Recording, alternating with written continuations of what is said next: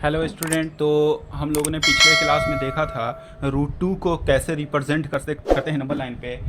इसमें हम लोग देखेंगे कि locate root 3 on a number line. तो रूट 3 को नंबर लाइन में कैसे यहाँ पे दिखाया जाए, उसके लिए हम सबसे पहले क्या करेंगे कि सबसे पहले एक नंबर लाइन खींच लेंगे। तो यहाँ पे हम लोग जानते हैं ये पॉजिटिव और ये नेगेटिव है। तो चूँकि हम लोग को एक नंबर लाइन में एक रिप्रेजेंट करना है, तो हम लोग मान करके चलते हैं, कंसीडर कर लेते हैं एक लाइन 1 यूनिट का। ठीक है, इसका हम लोग नाम दे देते हैं LM। तो LM ये 1 यूनिट मेज़र कर लेते हैं। अब क्या करेंगे कि यहाँ से 1 से एक परपेंडिकुलर लाइन खींचेंगे, यानी कि 90 डिग्री का एक लाइन हम लोग इस तरीके से खींच लेंगे 90 डिग्री का। ठीक है, अब इस 90 डिग्री पर एक चूँकि 1 यूनिट यहाँ से कट कर लेंगे, इसका भी हम लोग 1 यूनिट कंसीडर करके और यहाँ से इसको कट कर लेंगे। तो ये 1 यूनिट का एक लाइन हो गया। अब यहाँ से हम लोग L से इस पॉइंट को मिला देंगे, इसका भी एक नाम दे देते हैं N।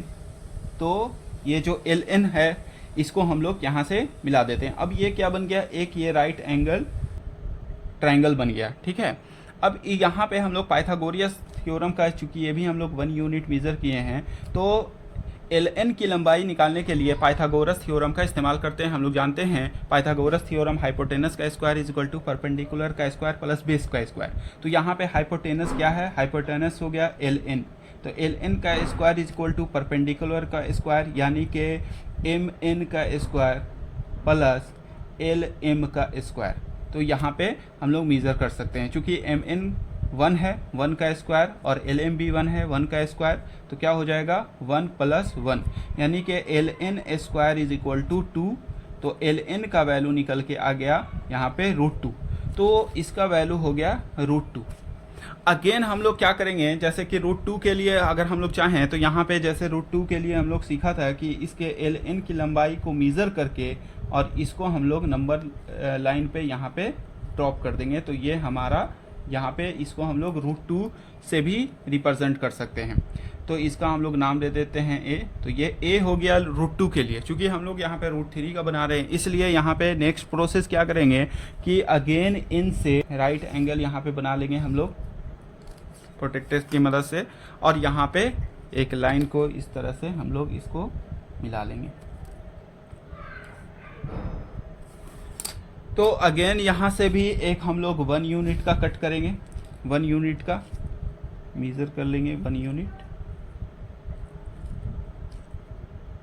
और यहाँ से एक कट करेंगे, यानी कि ये भी 1 यूनिट का हो गया। ठीक है, अब ये भी एक परपेंडिकुलर बन गया है। तो यहाँ से भी ये भी एक राइट एंगल ट्रायंगल बन रहा है। तो इस पॉइंट को यहाँ से मिला देंगे, L को पॉइंट से मिला देंगे। इसका भी हम लोग नाम दे देते हैं, मान लिया कि O नाम दे देते हैं। ठीक है, अब OL की लंबाई हम लोग को मेज़र करनी है। तो OL की लंबाई, चूँकि ये फिर से अगेन पाइथागोरस थ्योरम का इस्तेमाल करेंगे और हम लोग ON की लंबाई को निकाल सकते हैं। ठीक है, OL का स्क्वायर क्या हो जाएगा, OL का स्क्वायर ON का स्क्वायर प्लस LN का स्क्वायर LN का स्क्वायर। अब यहाँ पे ON 1 स्क्वायर है और LN हो गया √2। तो √2 का स्क्वायर, तो स्क्वायर से रूट कट जाएगा, तो यहाँ पे हो जाएगा 1 + 2 यानी कि 3। तो OL रूट हटाएंगे इस तरफ जाएगा तो क्या हो जाएगा √3। तो OL हो गया हमारा √3। अब इस √3 को हम लोग को नंबर लाइन पे दिखाना है, तो यहाँ पे हम लोग इसको मेज़र कर लेंगे और मेज़र करके इसको हम लोग नीचे लाइन पे हम लोग दिखा सकते हैं। तो इसका हम लोग नाम दे देते हैं B। अब यहाँ पे हम लोग लिख देंगे इसके नीचे कि B क्या रिप्रेजेंट कर रहा है। तो लिख देंगे B corresponding to √3 on the number line. तो इस तरीके से हम लोग इसको दिखा सकते हैं। ठीक है, ओके, थैंक यू।